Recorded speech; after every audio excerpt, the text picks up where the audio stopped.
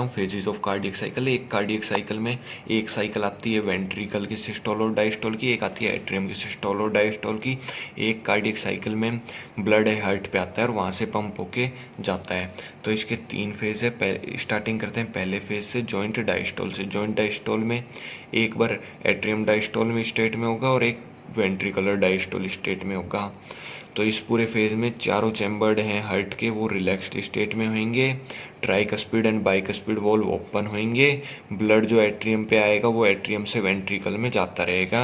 Semilunar valve close होते हैं, atrio ventricular valve open होते हैं। इसमें वेंट्रिकुलर डायस्टोल वेंट्रिकुलर रिलैक्सेशन के कुछ इवेंट्स हैं, उन पे बात करेंगे। पहले जान लेते हैं वेंट्रिकुलर डायस्टोल में क्या होता है। अब वेंट्रिकल से वो रिलैक्स होना, डायस्टोल होना चालू करेंगे तो वॉल्यूम बढ़ेगा, प्रेशर डिक्रीज होगा। प्रेशर डिक्रीज होगा तो सेमिल्यूनर वॉल्व क्लोज हो जाते हैं, उनके क्लोज होने से डब साउंड जनरेट होती है। तो अब वेंट्रिकल से वो रिलैक्स हो रहे हैं, डायस्टोल हो रहे हैं, तो इसको डायस्टोलिक साउंड भी बोलते हैं। अगर वो सेमिल्यूनर वॉल्व क्लोज नहीं होगा तो एओर्टा का ब्लड है वो वेंट्रिकल्स में वापस आ जाएगा, तो उसको प्रिवेंट करने के लिए एसएलवी क्लोज होता है। इसके 4 इंपॉर्टेंट इवेंट है। स्टार्ट करते हैं पहले से प्रोटोडायस्टोल। प्रोटोडायस्टोल है इवेंट है between systole and beginning of next diastole. इनके बीच का इवेंट है, एक बहुत ही माइन्यूट इवेंट है। उसके बाद आता है आईवीआर, आइसो वॉल्यूमेट्रिक रिलैक्सेशन।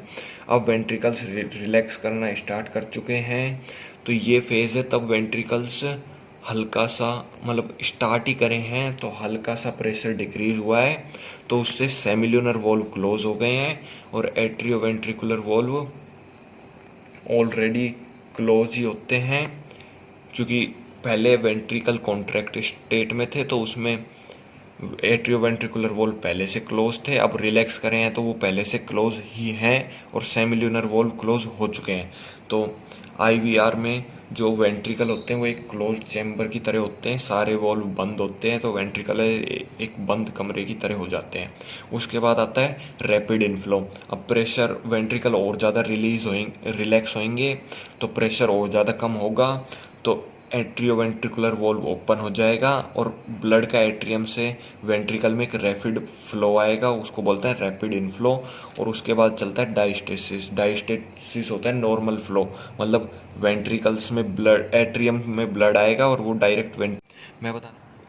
अब अपना सेकंड फेज है एट्रियल सिस्टोल। एट्रियल सिस्टोल में एट्रियम सिस्टोलिक स्टेट में होंगे और वेंट्रिकल डायस्टोल रिलैक्स्ड स्टेट में होंगे। एससीएन है वो जनरेट करेगा एपी। एससीएन है साइनोएट्रियल नोड, वो एक्शन पोटेंशियल जनरेट करेगी, उससे एट्रियम में कॉन्ट्रैक्शन होगा। जब जॉइंट डायस्टोल चल रहा था, चारों चैम्बर रिलैक्स्ड स्टेट में थे, तब एट्रियम से वेंट्रिकल में ब्लड जा रहा था, वो 70% था। अब 30% एक्टिव ब्लड पंप होएगा वेंट्रिकल्स में कॉन्ट्रैक्शन की वजह से फास्टली। अब जो एक्शन पोटेंशियल जनरेट हुआ है वो वेंट्रिकल्स में जाएगा, किसके थ्रू जाएगा, साइनोएट्रियल नोड से एट्रियोवेंट्रिकुलर, फिर बंडल ऑफिस और फिर वो पुरकिंजे फाइबर। पुरकिंजे फाइबर से वो वेंट्रिकल में फैल जाएगा। फिर अपना थर्ड फेज चालू हो जाएगा जो कि लास्ट फेज है वेंट्रिकुलर सिस्टोल। वेंट्रिकुलर सिस्टोल में एट्रियम डायस्टोल स्टेज में ही होते हैं, मतलब रिलैक्स्ड स्टेट में होते हैं, और वेंट्रिकल्स अपने सिस्टोल स्टेट में आ जाते हैं। वेंट्रिकुलर में कॉन्ट्रैक्शन होगा तो वॉल्यूम डिक्रीज होएगी, प्रेशर इंक्रीज होएगा। प्रेशर बढ़ेगा तो सेमिल्यूनर वॉल्व फोर्स से ओपन हो जाएंगे और एवीवी क्लोज हो जाएंगे, क्योंकि अगर एवीवी क्लोज नहीं हुए तो ब्लड फिर से एट्रियम में बैक फ्लो हो जाएगा, जो कि नहीं कराना, क्योंकि ब्लड भेजना है पल्मोनरी आर्टरी और एओर्टा में, तो एवीवी को क्लोज करना है, और वो क्लोज होता है तो लब साउंड जनरेट होती है।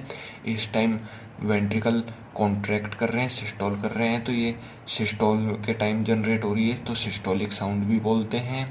अब इसके इम्पोर्टेंट इवेंट्स है वेंट्रिकुलर सिस्टोल के, जैसे डायस्टोल में थे। पहला इम्पोर्टेंट इवेंट्स है आईवीसी। आईवीसी होता है आइसो वॉल्यूमेट्रिक कॉन्ट्रैक्शन, मतलब जब अपने वेंट्रिकल्स स्टार्ट करते हैं कॉन्ट्रैक्ट होना, तो जैसे ही स्टार्ट करें तो हल्का सा प्रेशर जैसे ही बढ़ा है, तो हल्का सा प्रेशर बढ़ते ही एट्रियोवेंट्रिकुलर वॉल्व हैं वो क्लोज हो जाते हैं क्योंकि प्रेशर बढ़ गया, और रिलैक्सेशन के टाइम सेमिलुनर वॉल्व पहले से क्लोज थे। तो इस स्टेज में वेंट्रिकल क्लोज चैम्बर हो जाते हैं, एक बंद कमरे की तरह हो जाते हैं, दोनों वॉल्व बंद रहते हैं। फिर जैसे थोड़ा और प्रेशर बढ़ता है तो सेमिलुनर वॉल्व फोर्स से ओपन हो जाते हैं, फोर्स ओपन होते हैं तो इजेक्शन का पीरियड आ जाता है। ब्लड है वो वेंट्रिकल से प्रेशरली एओर्टा पल्मोनरी आर्टरी में चला जाता है प्रेशर से। तो इस इवेंट को बोलते हैं पीरियड ऑफ इजेक्शन। ये अपना पूरा तीनों फेज कार्डियक साइकिल के कंप्लीट हो गए। Thank you.